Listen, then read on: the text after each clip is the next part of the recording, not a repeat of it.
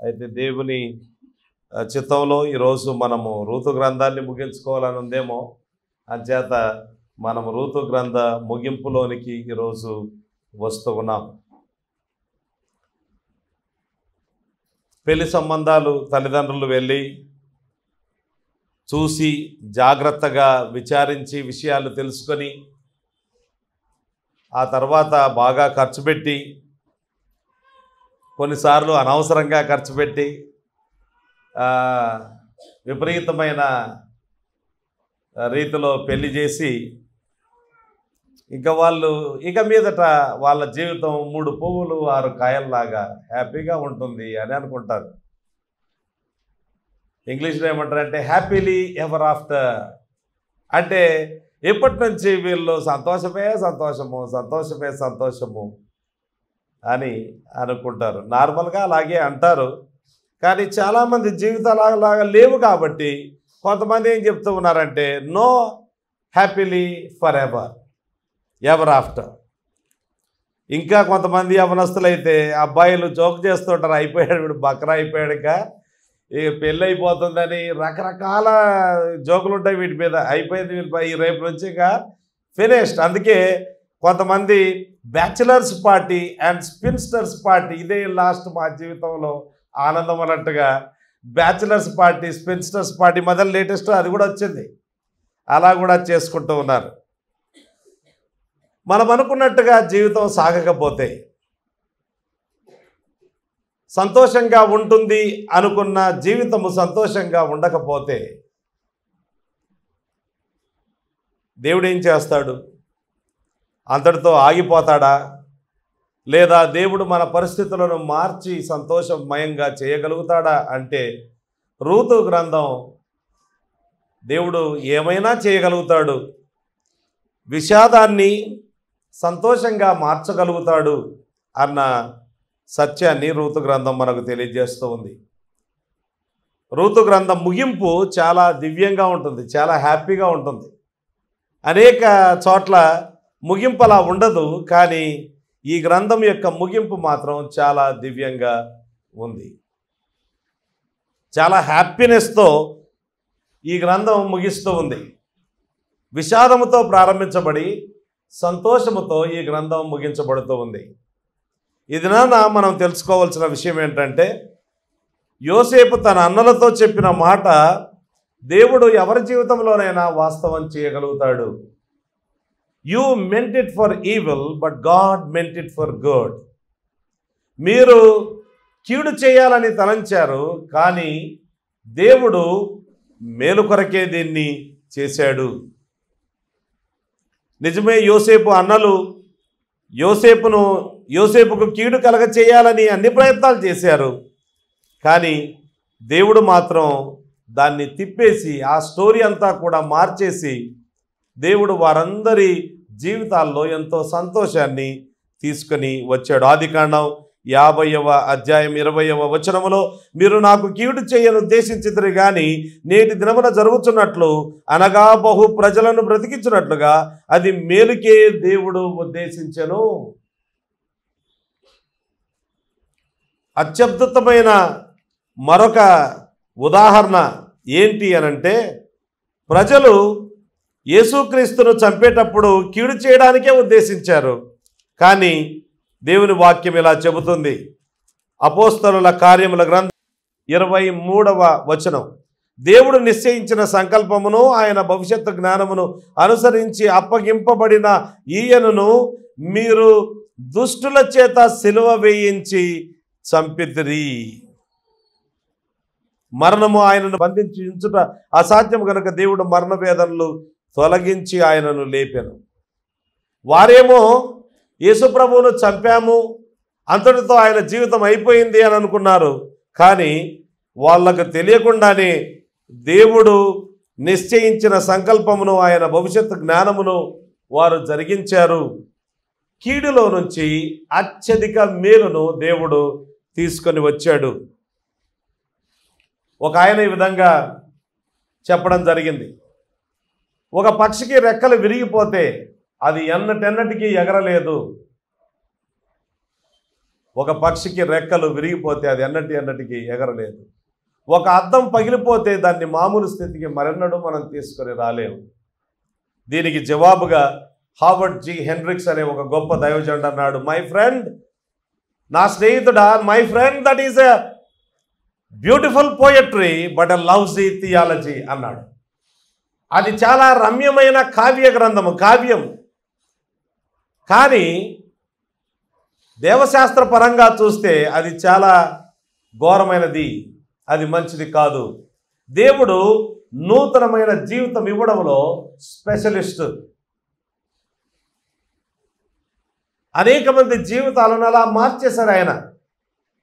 అలాగని మనము కావాలని ఉద్దేశపూర్వకంగా తప్పులు చేసుకుంటూ, కావాలని మన జీవితాలు మన సొంత చేతులారా నాశనం చేసుకుంటూ వెళ్ళాలని కాదు. మనం నేర్చుకునే పాఠం ఏంటంటే, ఇక్కడ తప్పులు జరిగాయి, ఒక కుటుంబం ద్వారా తప్పులు జరిగాయి, కానీ దేవుడు వాటిని తిరిగేశాడు.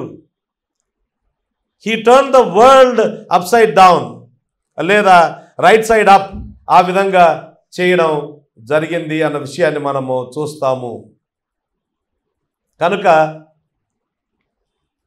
బ్యాడ్ సర్కమ్స్టాన్సెస్ అంటే చెడ్డ లేదా ఘోరమైన బాధకరమైన అనుభవాల్లో నుండి లేదా పరిస్థితులలో నుండి దేవుడు మంచిని బయటికి తీసుకొని రాగలుగుతాడు. అది మనము ఈరోజు నేర్చుకుంటాం. రూతు గ్రంథం 4వ అధ్యాయంలోనికి రండి. రూతు గ్రంథం 4వ అధ్యాయము 13వ వచనము నుండి చదువుకుందాం. కాబట్టి బోయజు రూతును పెండ్లి చేసుకుని ఆమె యొద్దకు పోయినప్పుడు యెహోవా ఆమె గర్భవతి యగునట్లు అనుగ్రహించెను గనుక ఆమె కుమారుని కనెను. అందుకు స్త్రీలు, ఈ దినమున నీకు బంధువుడు లేకుండా చేయని యెహోవా స్తుతి నొందును గాక, ఆయన నామము ఇశ్రాయేలీయులలో ప్రకటింపబడును గాక.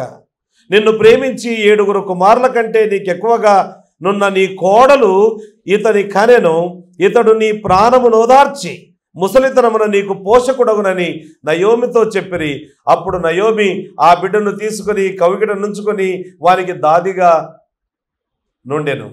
ఆమె పొరుగు స్త్రీలు నయోమి కొరకు కుమారుడు పుట్టనని చెప్పి అతనికి ఓబేదను పేరు పెట్టిరి. అతడు దావీదునకు తండ్రి అయిన యెషై యొక్క తండ్రి. పెరెసు వంశావళి ఏదనగా పెరెసు హెస్రోనును కనెను, హెస్రోను రామును కనెను, రాము అమ్మినాదాబును కనెను, అమ్మినాదాబు నయస్సోను కనెను, నయస్సోను సల్మానును కనెను, సల్మాను బోయజును కనెను, బోయజు ఓబేదును కనెను, ఓబేదు యెషైని కనెను, యెషై దావీదును కనెను. 13వ వచనం నుంచి 17వ వచనం వరకు అది మొదటి భాగం. 18 నుంచి 21వ వచనం వరకు రెండవ భాగం. రెండే విషయాలు మనకు ఇక్కడ కనబడతాయి.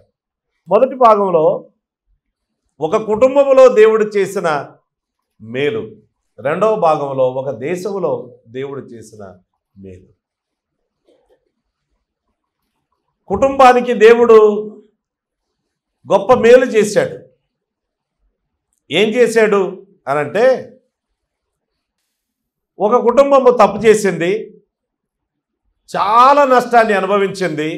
దేవుడు ఆ తప్పిదాన్ని తిరిగేసి గొప్ప మేలును దీవెనను ఆ కుటుంబానికి దయచేశాడు. కనుక ఒక కుటుంబానికి దేవుడు క్లిష్టమైన పరిస్థితుల్లో నుండి లేదా బాధకరమైన పరిస్థితుల్లో నుండి మంచిని పుట్టించగలడు. ఒక కుటుంబానికి మంచిని పుట్టించగలడు. అది మొదటి విషయంగా మనం చూస్తూ ఉన్నాం. ఇందులో మనం కొంచెం వెనక్కి వెళ్ళాలి. అంటే ఈ గ్రంథం ప్రారంభానికి మనం వెళ్ళాలి. అక్కడ ఒక కుటుంబం చేసిన తప్పు మనం చూస్తాం.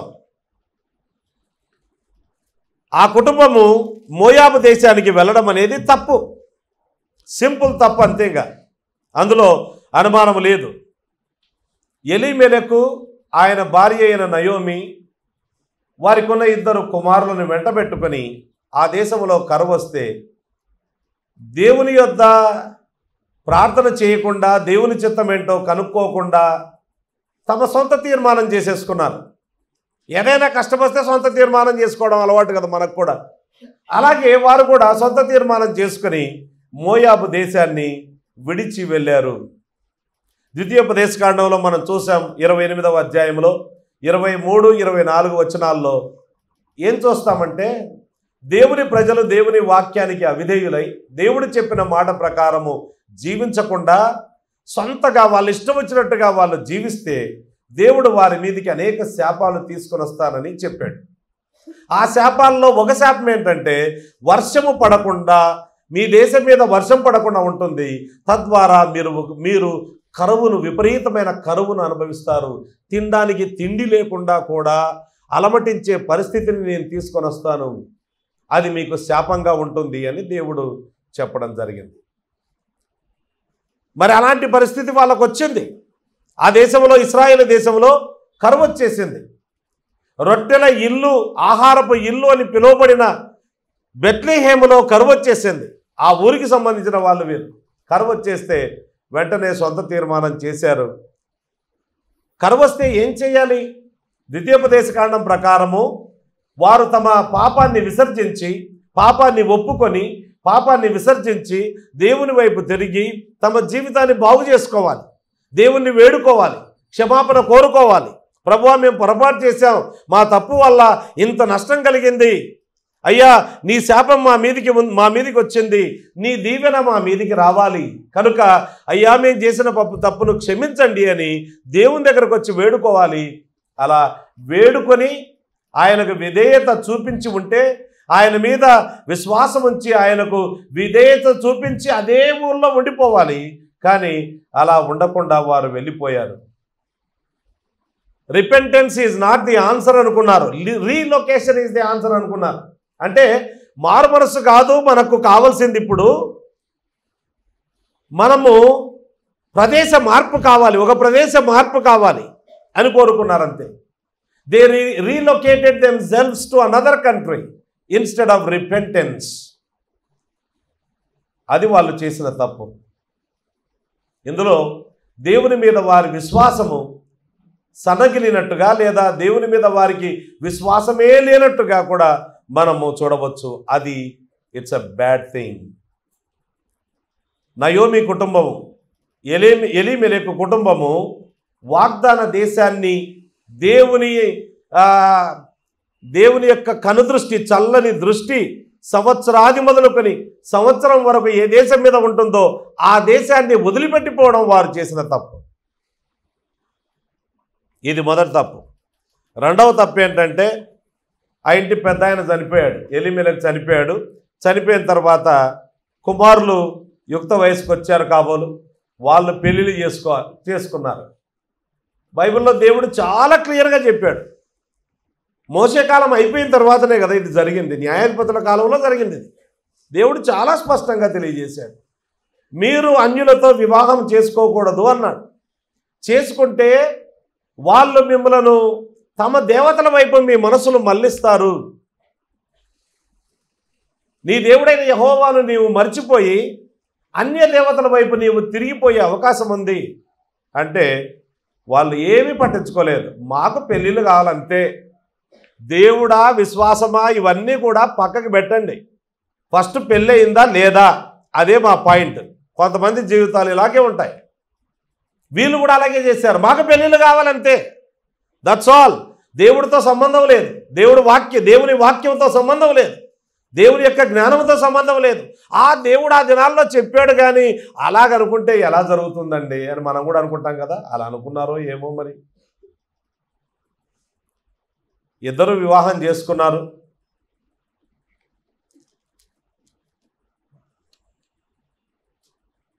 మహ్లోను రూతును చేసుకున్నాడు, కిలియోను ఓర్పాను చేసుకున్నాడు. ఇద్దరు మోయాబు దేశస్థురాండ్లు. వాళ్ళు బహు విగ్రహారాధికులు. ప్రధానమైన వారి దేవత ఎవరు అనంటే కెమోషు దేవత. ఆ దేవత చంటి బిడ్డలను, చిన్నపిల్లలను దహించి వేసే దేవత. ఏదైనా కష్టం వస్తే ఆ దేవత బొమ్మ ఇలా ఉంటుంది, కూర్చొని ఇలా చేతులు ముందుకు చాపినట్టుగా ఉంటుంది. ఇక్కడ కింది భాగంలో ఆ చేతుల కింద అంతా కూడా హాలో, అంటే అక్కడ ఖాళీ ఉంటుంది కనుక కింద కట్టెలు పేరుస్తారు. కట్టెలు పేర్చి బాగా ఏమంటారు మంట మండిస్తే ఆ విగ్రహం అంతా కూడా ఎర్రగా అయిపోద్ది. ఎర్రగా అయిపోయి అంటే బాగా వేడైపోయి మొత్తం అంతా కలరే మారిపోద్ది.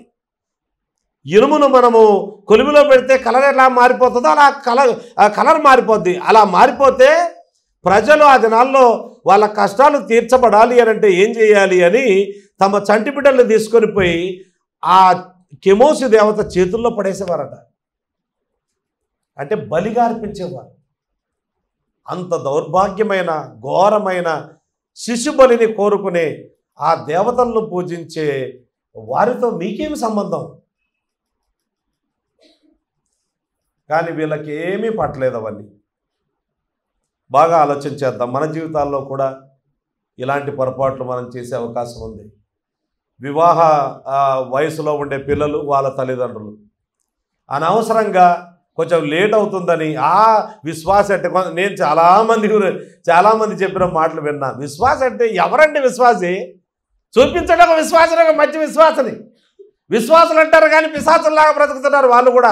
వీడే బాగున్నాడు వాస్తవానికి. తాగుడు లేదు, అవి లేవు, ఇవి లేవు, చాలా మంచి, లేదా ఈ అమ్మాయి చాలా బాగుంది. రీజనబుల్గా ఉన్నాయి మాటలు, కానీ వాక్యానుసారంగా లేవు. వీళ్ళు రీజనబుల్గానే ప్రవర్తించారండి.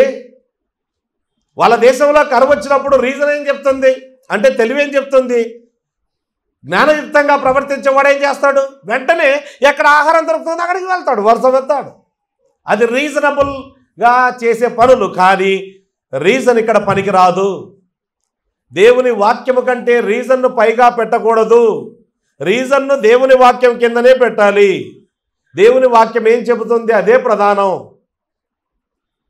అదే ప్రధానం. కనుక వాళ్ళిద్దరూ అన్బిలీవర్స్ను పెళ్లి చేసుకోవడం జరిగింది. బైబిల్లో చాలా స్పష్టంగా విశ్వాసిని మాత్రమే చేసుకోవాలి అని వ్రాయబడింది. కొత్త నిబంధనలో కూడా చూడండి, ఆ మాట మనం చదువుకుందాం. 2వ కొరింథీ పత్రిక 6వ అధ్యాయం 14వ వచనం నుంచి చదువుకుందాం. మీరు అవిశ్వాసులతో జోడుగా ఉండకుడి. నీతికి దుర్నీతితో ఏమి సాంగత్యం? వెలుగునకు చీకటితో ఏమి పొత్తు? వెలుగుకి చీకటికి పొత్తు ఉంటుందా? రెండు కలిసి ఉంటాయా? వెలుగున్న చోట చీకటి ఉండదు, చీకటి ఉన్న చోట వెలుగు ఉండదు, అంతే. దుర్నీతి ఉన్న చోట నీతి ఎక్కడ ఉంటుంది? అది ఉంటే ఇది ఉండదు, ఇది ఉంటే అది ఉండదు, అంతే. ఆపోజిట్స్ అవి. క్రీస్తుకు బెలియాలతో ఏమి సంబంధం? అవిశ్వాసితో విశ్వాసికి పాలెక్కడ? పాలు పంచుకోమనే కదా పెళ్లి చేసేది. అన్ని కష్ట సుఖాల్లో మీరు పాలు పంచుకోండి. జీవితం అంతా కూడా పాలు పంచుకోవడం, కలిసి జీవించడం. మరి ఇక్కడ అంటూ ఉన్నాడు, అవిశ్వాసితో విశ్వాసికి పాలెక్కడది? దేవుని ఆలయమునకు విగ్రహములతో ఏమి పొందిక?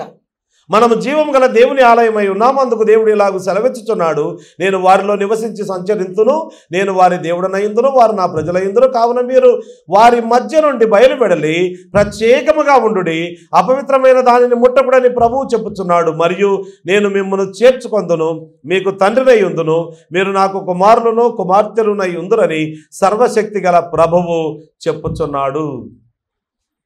అందుకోసమే నేను అవిశ్వాసులకు, మా బంధువులకు కూడా, సమీప రక్త సంబంధులకు కూడా సంబంధం చూడలేదు. ఎందుకంటే చూడలేదు, నాకు తెలియదు కదా.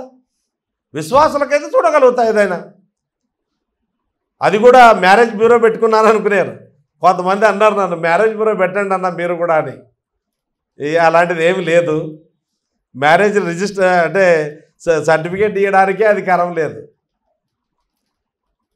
మ్యారేజ్ బ్యూరో ఏం పెట్టుకోవట్లేదు. కానీ ఎవరైనా చెబితే చూస్తాం, సంబంధాలు ఎవరైనా చెబితే చూడడం జరిగింది. విశ్వాసిని చూడడం అనేది సరి అయినది. విశ్వాసిని చేసుకోకూడదు, అవిశ్వాసిని చేసుకోకూడదు. ఇంకొక వచనము చూద్దాం, చూడండి. ఇది సందర్భం ఏంటంటే,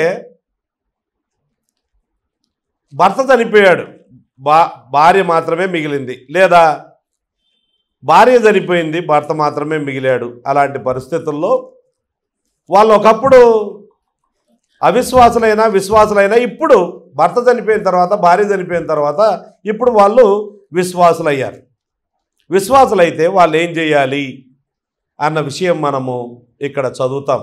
మొదటి కొరింథీ పత్రిక 7వ అధ్యాయం 38 నుంచి చదువుకుందాం.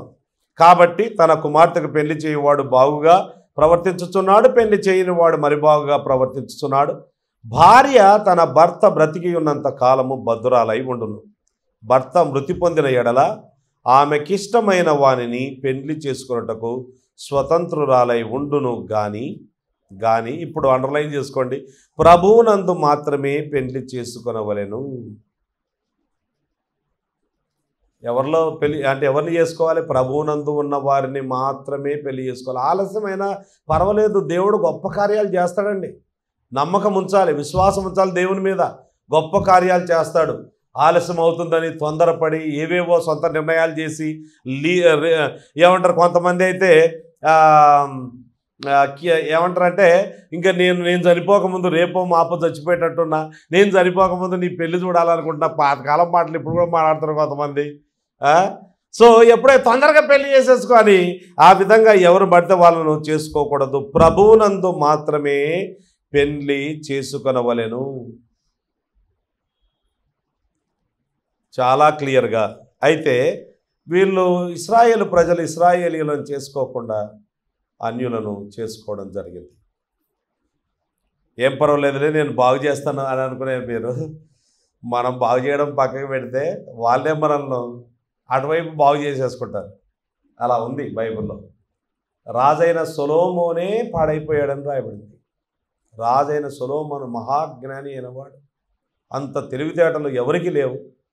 అటువంటి గొప్ప జ్ఞాని అయిన సొలొమోనే తాను తన జీవితంలో పాడైపోయినట్టుగా మనకు చాలా స్పష్టంగా లేఖనాల్లో వ్రాయబడి ఉంది.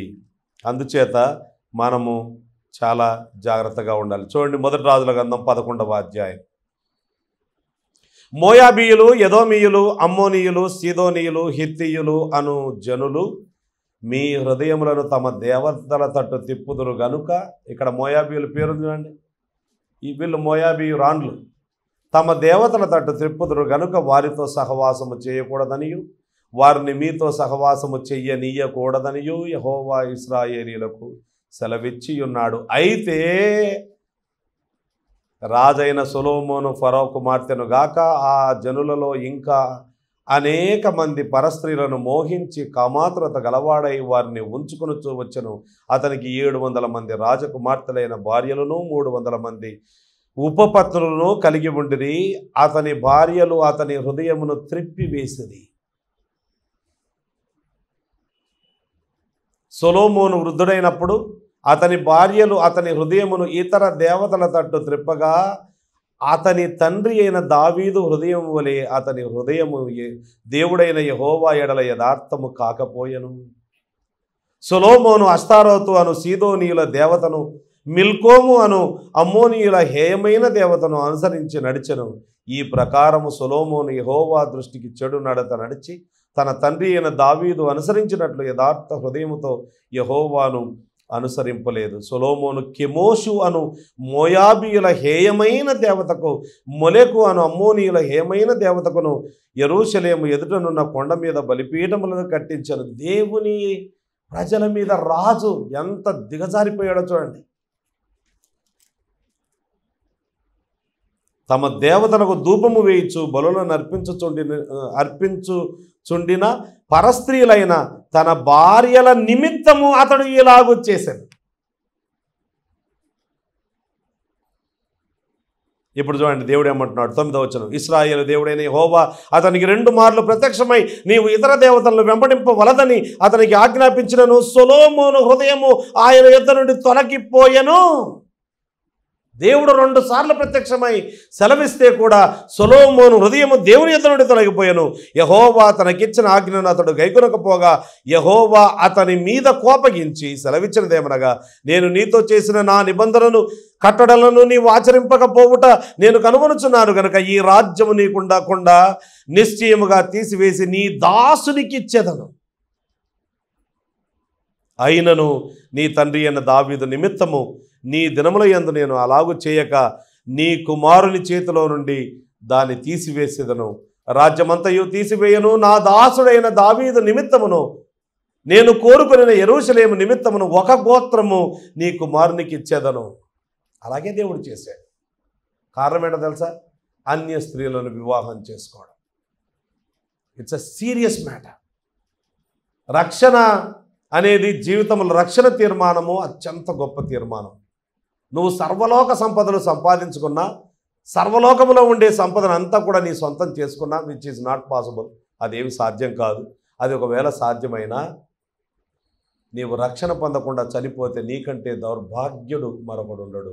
ఎందుకంటే నిత్యము ఆహారని అగ్ని తీరని బాధలో నీవు నీ నిత్యత్వాన్ని గడపవలసి వస్తుంది. ఈ లోకంలో నీ సర్వలోక సంపదలు అన్నీ కూడా నీకు ఏమి చేయగలుగుతాయి? ఉగ్రత దినమున, దేవుని ఉగ్రత దినమున నీ ఆస్తి నీకు అక్కరకు రాదు. ఏది నిన్ను కాపాడలేదు, నిన్ను పరలోకానికి పంపించలేదు. కనుక రక్షణ తీర్మానం.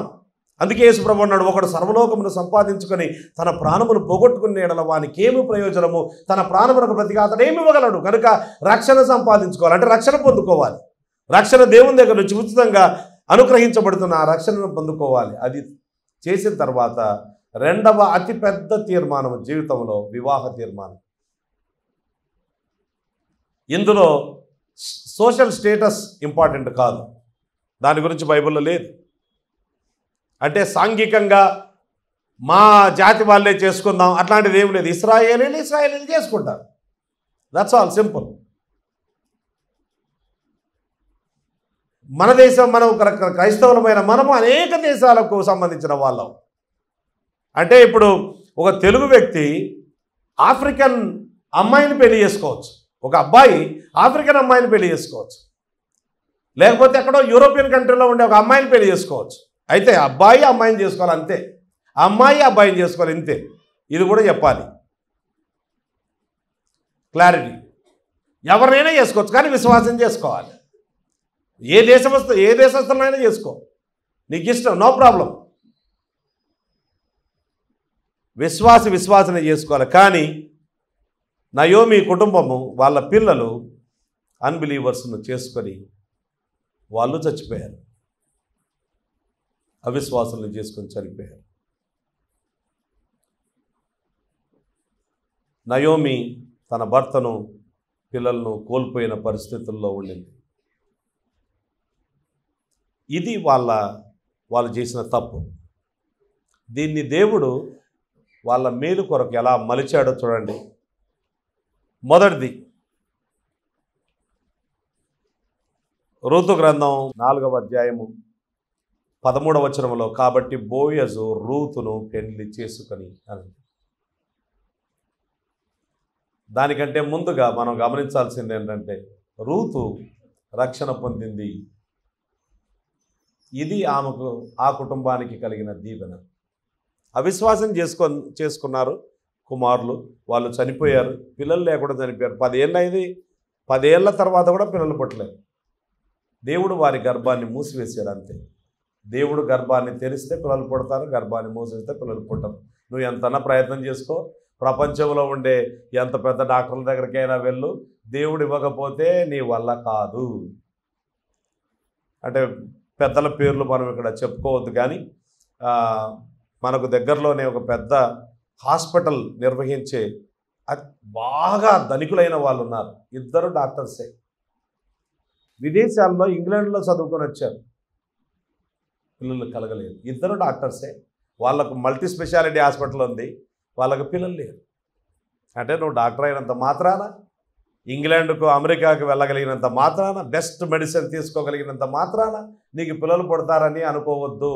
పిల్లలు కలగడము దేవుని యొక్క వరం. అవిశ్వాసికైనా విశ్వాసికైనా ఎవరికైనా పిల్లలు దేవుని వరం. కనుక దేవుడు కనికరించినందువల్లనే పిల్లలు పుడతారు. ఇక్కడ మొదటిది ఏంటంటే, రూతు రక్షణను పొందింది, యెహోవా రెక్కల క్రింద ఆశ్రయం పొందుకుంది. నీ దేవుడే నా దేవుడు అని చెప్పి తన అత్తను వెంబడించింది. ఇది వారికి కలిగిన మేలు, అంటే దేవుడు వారికి చేసిన మొదటి మేలు. రెండవది, బోయజు ఒక భక్తిపరురాలైన గుణవతి అయిన భార్యను పొందుకున్నాడు. 13వ వచనం, కాబట్టి బోయజు రూతును పెండ్లి చేసుకొనెను. ఇది రెండవది. మూడవది, బోయజు రూతు పెళ్లి చేసుకున్న తర్వాత దేవుడు వారిని దర్శించి వారి మీద చల్లని చూపు చూశాడు. వారికి ఒక కుమారుని అనుగ్రహించాడు. 10 సంవత్సరాలు మొదటి భర్తకు 10 సంవత్సరాలు కాపురం చేస్తే కూడా వాళ్ళకు పిల్లలు కలగలేదు. కానీ వీళ్ళకు పెళ్ళి అయిందో లేదో అతి త్వరలోనే ఆమె గర్భము దాల్చి కుమారుణ్ణి కన్నది అన్న విషయాన్ని మనం గమనిస్తున్నాం. కాబట్టి బోయజు రూతును పెళ్లి చేసుకుని ఆమె యొద్దకు పోయినప్పుడు యెహోవా ఆమె గర్భవతి యగునట్లు అనుగ్రహించెను. అది పాయింట్ ఇక్కడ. యెహోవా ఆమె గర్భవతి యగునట్లు అనుగ్రహించెను గనుక దేర్ఫోర్ ఆమె కుమారుని కనెను.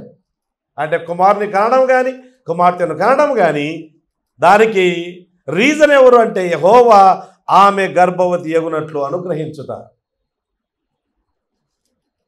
సమూయేలు మొదటి గ్రంథం నెక్స్ట్ పేజ్ చూడండి. నెక్స్ట్ పేజ్ 1వ అధ్యాయం 2వ వచనం, వీరిలో ఒక దాని పేరు హన్నా, రెండవ దాని పేరు పెనిన్నా. పెనిన్నాకు పిల్లలు కలిగిరి కానీ హన్నాకు పిల్లలు లేకపోయిరి.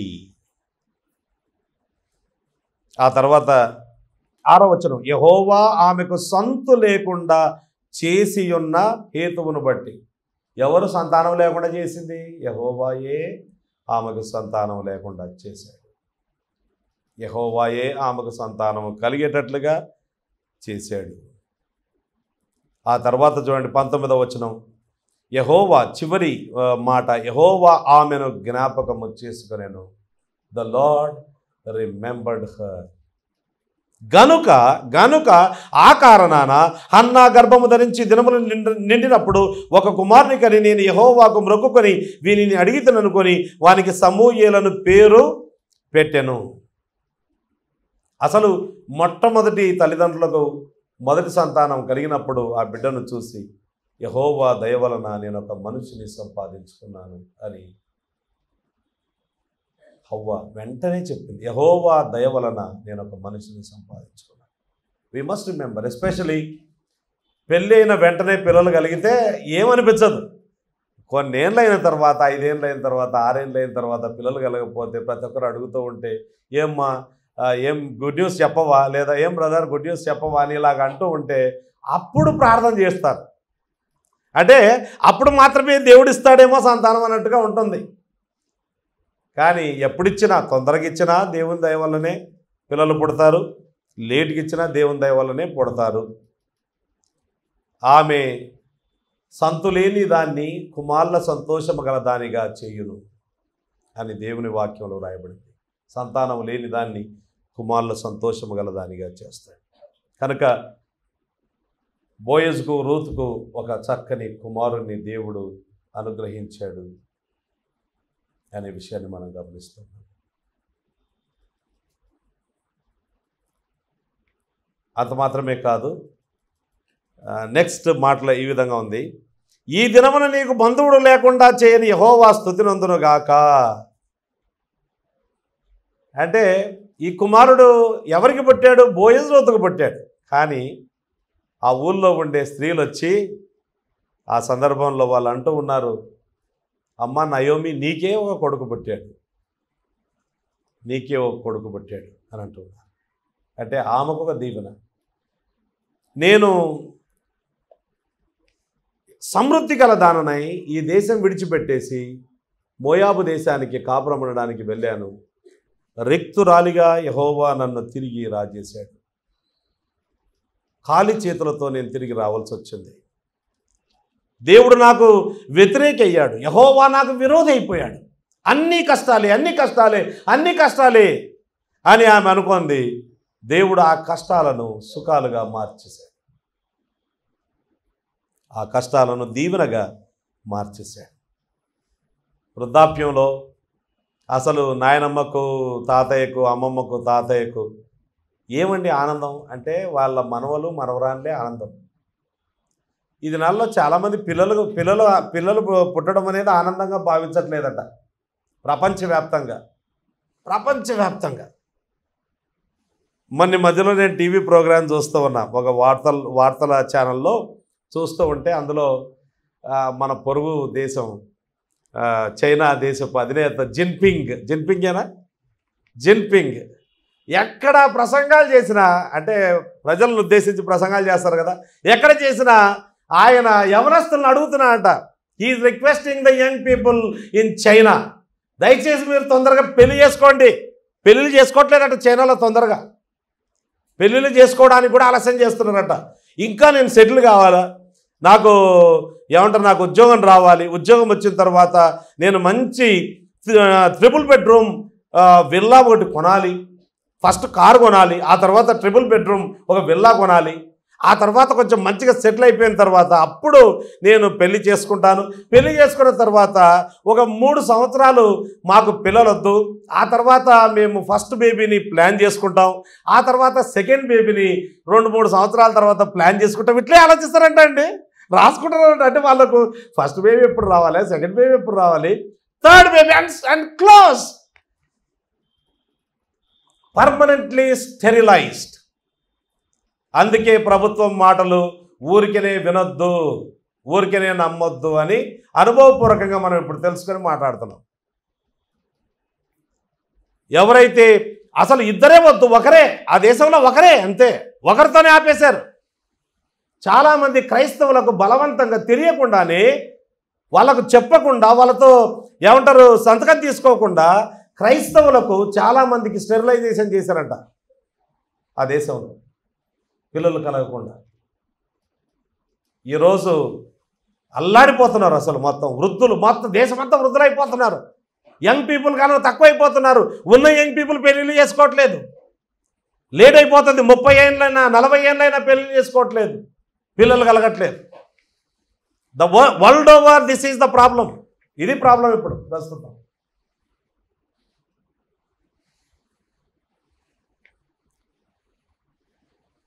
దేవుడు వారికి సంతానం ఇస్తే ఆ నాయనమ్మతో అంటూ ఉన్నారు, అబ్బా నీకు కొడుకు పుట్టాడమ్మా, ఇక నువ్వు నీ జీవితం హ్యాపీ అని అంటే, ఆమె కూడా వారిని ఎత్తుకొని కవిట్లో ఉంచుకొని దాదిగా ఉండింది అని వ్రాయబడింది.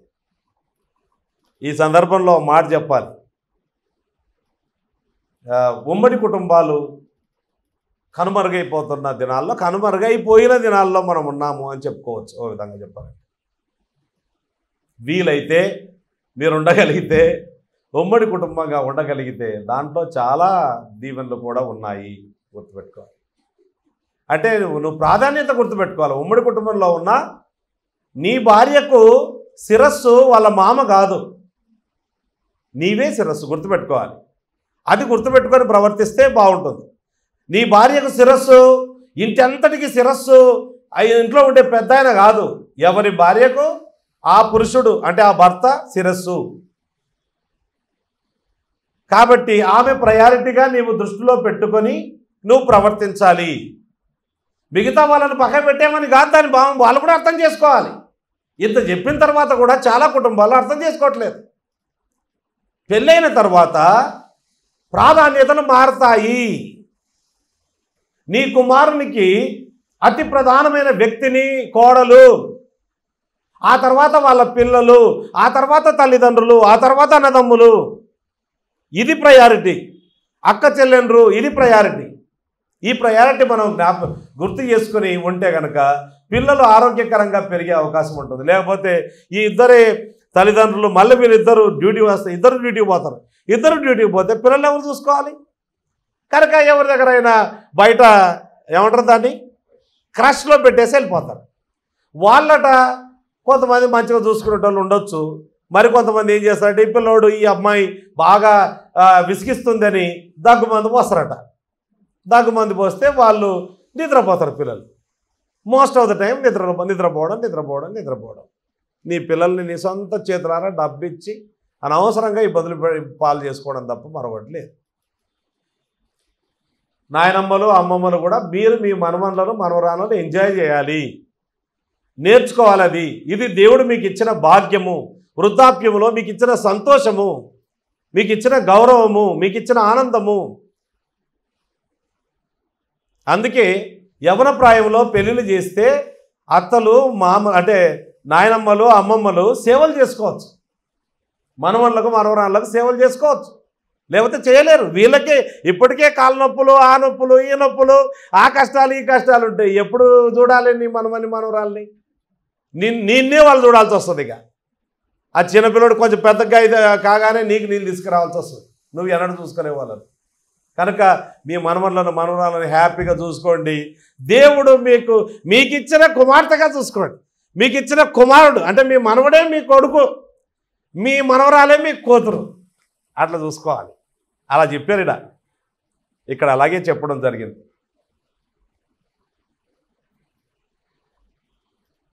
అంతటితో ఆగిపోయిందా అంటే ఇక్కడ మనం గమనించేది అంటే ఇశ్రాయేలీలు ఒక రాజును పొందుకోవడం జరిగింది. ఈ కుటుంబంలో నుంచి 16-17 వచనాల్లో అప్పుడు నయోమి ఆ బిడ్డను తీసుకుని కవిట నుంచుకొని వానికి దాదిగా నుండెను. ఆమె పొరుగు స్త్రీలు నయోమి కొరకు కుమారుడు పుట్టెనని చెప్పి అతనికి ఓబేదను పేరు పెట్టారు. ఓబేద్ అని పేరు పెట్టారు. అసలు బైబిల్లో ఇక్కడ తప్ప మరొక చోట ఎక్కడా కూడా బయట వాళ్ళు వచ్చి పేరు పెట్టినట్లేదు. నార్మల్గా వాళ్ళ తల్లి కానీ వాళ్ళ తండ్రి కానీ పేర్లు ఇవ్వలేదో, వాళ్ళ బంధువులు కానీ పేర్లు పెడతారు. కానీ బయట వాళ్ళు వచ్చి పేరు పెట్టారు. వాళ్ళకి ఎంత ఆనందం కలిగిందో ఏమో. అంటే this child became Joy for the entire village. ఆ విలేజ్కి అంతటికీ కూడా ఒక సంతోషాన్ని తీసుకొని వచ్చిన వ్యక్తిగా ఈ అబ్బాయి మారిపోయాడు. ఆయన పేరు ఓబేద్. ఓబేద్ అంటే సర్వెంట్ అని అర్థం, సేవకుడు అని అర్థం. ఓబద్యా అనేది ఫుల్ ఫామ్, యెహోవా సేవకుడు అనే దానికి షార్ట్ ఫామ్గా ఓబేద్ అని పెట్టారు. దాన్ని కూడా మరింత షార్ట్ చేసి ఓబి అని పిలుస్తాం మనం నార్మల్గా. అంటే షార్ట్ ఫామ్లోనే షార్ట్ ఫామ్ అన్నట్టు, సంక్షిప్త రూపం. ఓబద్యా అనే ఒక బుక్ ఉంది కదా, ఓబద్యా ఫుల్ నేమ్, ఓబేద్ షార్ట్ ఫామ్, ఓబేద్ అని పేరు పెట్టారు. అతడు దావీదునకు తండ్రి అయిన యెష్షయి యొక్క తండ్రి. అంటే ఓబేదు యెష్షయిని కన్నాడు, యెష్షయి దావీదును కన్నాడు. అంటే ఈ కుటుంబము ద్వారా దేవుడు ఇశ్రాయేలీలకు ఒక అద్భుతమైన రాజును అనుగ్రహించడం జరిగింది. ఆయన పేరే దావీదు. దావీదు తన జీవితంలో చేసిన 2-3 పొరపాట్లు ఉన్నాయి. అవి మినహాయించి దావీదును గురించి దేవుడు చెప్పిన మాటలు చాలా గంభీరం. అవి జరిగించిన తర్వాత ఇప్పుడు మనము మొదటి రాజుల గ్రంథం చదువుకున్నాం కదా, 11వ అధ్యాయం. అక్కడ దావీదు అప్పటికే చనిపోయాడు. కానీ నా సేవకుడైన దావీదు యథార్థముగా ప్రవర్తించినట్లు నీవు ప్రవర్తించలేదంటాడు. మంచి మాదిరి ఎవరు అనంటే రాజులకు అందరికీ మంచి మాదిరి దావీదు. దావీదు నా హృదయానుసారుడు అని దేవుడు చెప్పడం జరిగింది. దావీదు చాలా మంచి రాజు, మర్చిపోలేని రాజు. ఈ కుటుంబంలో నుంచి దేవుడు దావీదును అనుగ్రహించాడు. అంటే దావీదు వాళ్ళ తాతయ్య, వాళ్ళ నాన్ననేమో యెష్షయి, తాతయ్యనేమో ఓబేదు. ఈ ఓబేదు ఎవరి పిల్లోడు, ఎవరి కుమారుడు అనంటే రూతు బోయజ్ యొక్క కుమారుడు. ఇది మనం ఇక్కడ చూసే విషయం. కనుక దేవుడు ఒక కుటుంబ జీవితంలో వారి యొక్క తప్పులను సరిచేసి వారికి మేలు చేశాడు, గొప్ప మేలు చేశాడు. ఒక కుటుంబ జీవితంలో ఎవరి జీవితంలోనైనా దేవుడు ఈ విధంగా చేయగలుగుతాడు. My friend, it is a beautiful poetry, but it is a lovely theology. రెక్క విరిగితే పక్షి ఎగరలేదు అని మనం అంటాం, అది సర్వసాధారణం. కానీ దేవుడు కొత్త రెక్కలు అనుగ్రహించగలుగుతాడు. అద్దం పగిలితే అతకదని మనం అంటాం, అది వాస్తవమే. కానీ దేవుడు అసలు ఇది ఎన్నడూ పగలలేదా అన్నట్టుగా కొత్త అద్దాన్ని సృష్టించగలుగుతాడు. మన జీవితాల్లో కూడా దేవుడు గతంలో మనం చేసిన ఆ పొరపాట్లను తిరిగి వేయగలుగుతాడు, తిప్పి వేయగలుగుతాడు. దాంట్లో నుంచి మేలు తీసుకొని రాగలుగుతాడు. దేవుని ప్రేమించు వారికి అనగా ఆయన సంకల్పము చొప్పున పిలువబడిన వారికి మేలు కలుగుటకై దేవుడే సమస్తమును సమకూడి జరిగించుచున్నాడు అని వ్రాయబడి ఉంది. వాళ్ళకు బాధలు వచ్చాయా? బాధలు వచ్చాయి. కష్టాలు వచ్చాయా? కష్టాలు వచ్చాయి. అనుభవించారు. But he made them a happy people. సంతోషభరితులైన ప్రజలుగా దేవుడు వాళ్ళను చేయడం జరిగింది. అంతటితో ఆగలేదండి. స్టోరీ అంతటితో ఆగలేదు. లోకానికి రక్షకుణ్ణి వారిచ్చారు. ఈ కుటుంబంలో నుంచే యేసుక్రీస్తు ప్రభు రక్షకుడుగా మానవుడై జన్మించాడు. చూడండి, ఆ మాటలు మనం చూద్దాం. మత్తయి సువార్త 1వ అధ్యాయం. మత్తయి సువార్త 1వ అధ్యాయం. ఇక్కడ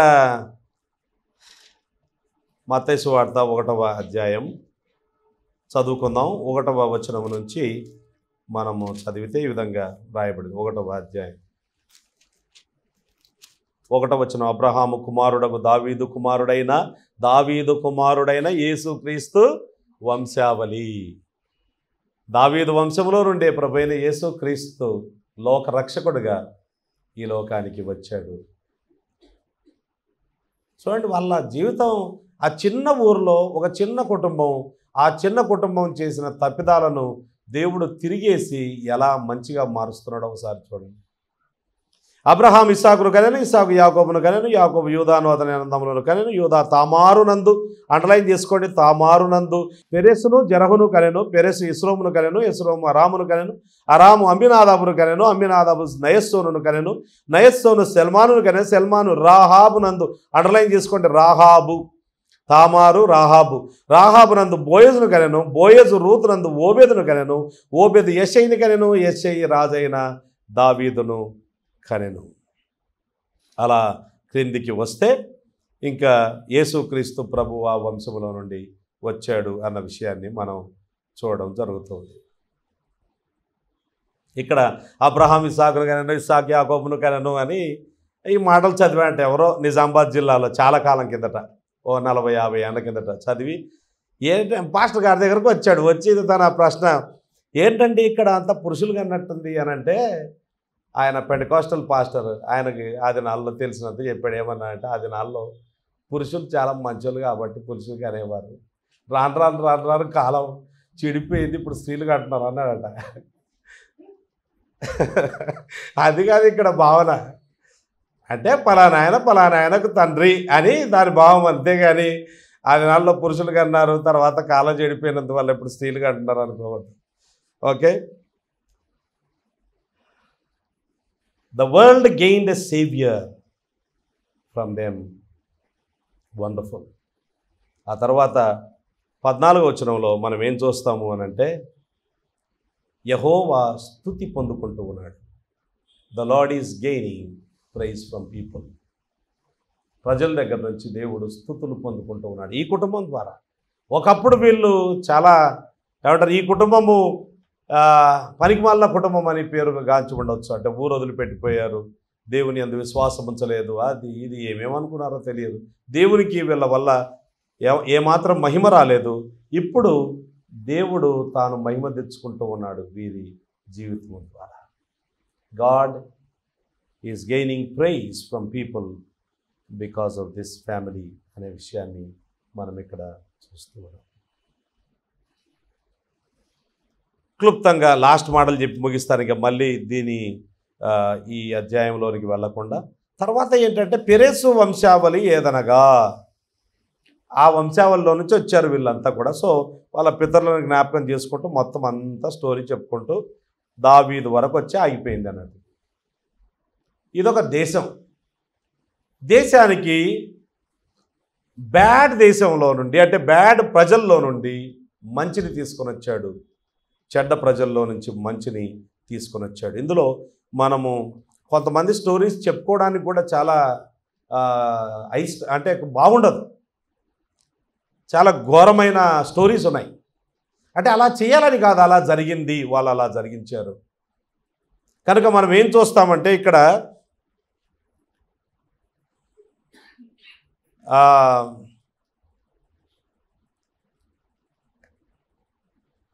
దేవుడు అయోగ్యుల ఎడల అయోగ్యులను ఉపయోగించుకొని గొప్ప కార్యాన్ని చేస్తూ ఉన్నాడు అనేది మనం ఇక్కడ చూస్తాము. అయోగ్యులను ఉపయోగించుకొని గొప్ప కార్యం చేస్తూ ఉన్నాడు. ఒకటి, తామారు చేసిన కార్యం మనం చదివితే ఆదికాండంలో ఉంటుంది, చాలా దారుణంగా ఉంటుంది. ఆ వంశంలో నుండి యేసుక్రీస్తు ప్రభు వచ్చాడండి. ఆ తర్వాత రాహాబు, ఈమె ఒక వేశ్య. ఈ రాహాబు ద్వారా దేవుడు ఒక గొప్ప కార్యం చేయడం జరిగింది అన్న విషయాన్ని మనం గమనిస్తూ ఉన్నాం.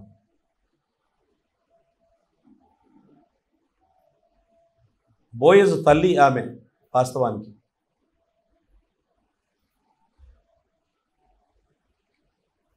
మూడవ వ్యక్తి రూతు. ఈమె ఎవరు అంటే ఈమె ఒక అన్యురాలు. ఒక ఘోరమైన తామారు, ఒక వ్యభిచారి అయిన ఏమంటారు రాహాబు, ఆ తర్వాత ఇశ్రాయేలు ప్రజల్లో నుండి అంటే వాళ్ళకు దూరంగా ఉండవలసిన ఒక అన్యురాలైన రూతు ద్వారా దేవుడు గొప్ప కార్యం చేయడం జరిగింది. ఇది వాళ్ళ బ్యాక్గ్రౌండ్ వాస్తవానికి. అంటే మనం ఇక్కడ ఏం నేర్చుకుంటామంటే, మనం నేర్చుకునే పాఠం ఏంటంటే, God works through undeserving people. అయోగ్యుల ద్వారా దేవుడు కార్యాలు చేస్తాడు. ఎవరైతే పనికి రారు అని అనుకుంటారో వాళ్ళ ద్వారా దేవుడు కార్యాలు చేస్తాడు అనేది మనం ఇక్కడ నేర్చుకునే పాయింట్. అంత మాత్రమే కాదు, అసలు వీళ్ళని దేవుడు ఎలా వాడుకున్నాడండి అన్నట్టుగా ఉంటారు చూడండి.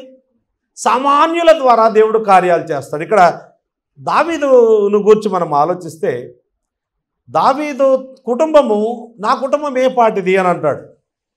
తన కుటుంబంలో ఆయన లెక్క చేయలేదు వాళ్ళ నాన్న. నీ కొడుకులను అందరినీ పిలిపించు, దేవుడు ఎవరిని ఏర్పరచుకుంటాడో రాజుగా నేను చూడాలనుకుంటున్నాను అని అంటే ఆ 8వ వాడిని పిలవలేదు. అంతగా తృణీకరించబడిన వ్యక్తి దావీదు. మనలాంటి వ్యక్తే, కానీ దేవుడు ఇలాంటి వ్యక్తులను ఉపయోగించుకొని యేసుక్రీస్తు ప్రభువును ఈ లోకానికి తీసుకొని రావడం జరిగింది అన్న విషయాన్ని మనము గమనిస్తాం. కనుక ప్రియమైన వారలారా, మనం నేర్చుకునే విషయం ఏంటంటే, God uses unlikely people, undeserving people to accomplish his purposes. దేవుడు తన కార్యాలు నెరవేర్చడానికి అయోగ్యులైన వారిని, అత్యంత సాధారణమైన వారిని వాడుకొని తనకు గొప్ప మహిమ తీసుకొస్తాడు. అలాగూ దేవుడు కార్యాలు చేస్తాడు అన్న విషయాన్ని మనము ఇక్కడ చూస్తూ ఉన్నాం. మనం నేర్చుకునే పాఠం ఏంటంటే, మన జీవితం చాలా సాధారణమైనది, కానీ దీంట్లో దేవుణ్ణి చూడాలి. మొత్తం ఈ గ్రంథమంతటిలో ఎవరు ప్రధానమైన పాత్ర పోషించేది, who is the real hero అని అంటే, లేదా హీరోయిన్ ఎవరు అని అంటే, నార్మల్గా ఆమె పేరే పెట్టారు, పుస్తకం పేరు కాబట్టి రూత్ అని అందామా? కాదు. ఒక విధంగా చెబితే కాదు, రూత్ స్టోరే. కానీ ప్రధానమైన వ్యక్తి రూతు కాదు, ప్రధానమైన వ్యక్తి నయోమి కాదు, ప్రధానమైన వ్యక్తి బోయజు కాదు, ప్రధానమైన వ్యక్తి ఓబేదు కాదు. ప్రధానమైన వ్యక్తి దేవుడే. తెర వెనుక ఉండి అన్ని కార్యాలు దేవుడే మన జీవితంలో జరిగిస్తూ ఉన్నాడు. మన స్టోరీలో ప్రధానమైన వ్యక్తి ఎవరు అంటే దేవుడే అయి ఉండాలి. ఆయనే సమస్తాన్ని మన మేలు కొరకై జరిగిస్తూ ఉన్నాడు అన్న విషయాన్ని మనం గమనించాలి. అంత మాత్రమే కాదు, మన జీవితంలో కష్టాలు, ఇరుకులు, ఇబ్బందులు వచ్చినప్పుడు దేవుడు వాటిని తిప్పివేయగలిగిన సామర్థ్యం కలిగిన వాడు అని నమ్మి, మన మేలు కొరకే దేవుడు సమస్తాన్ని చేస్తాడని నమ్మి, రోమాపత్రిక 8:28 నమ్మి ముందుకు సాగిపోవాలి. అంత మాత్రమే కాదు, ఒకప్పుడు మనకు కష్టాలు వచ్చినప్పుడు దేవుడు నాకు విరోధి అయిపోయాడు, దేవుడు నాకేమీ మేలు చేయడం లేదు అని మనము దేవుని మీద బాధపడ్డామేమో, విసుక్కున్నామేమో.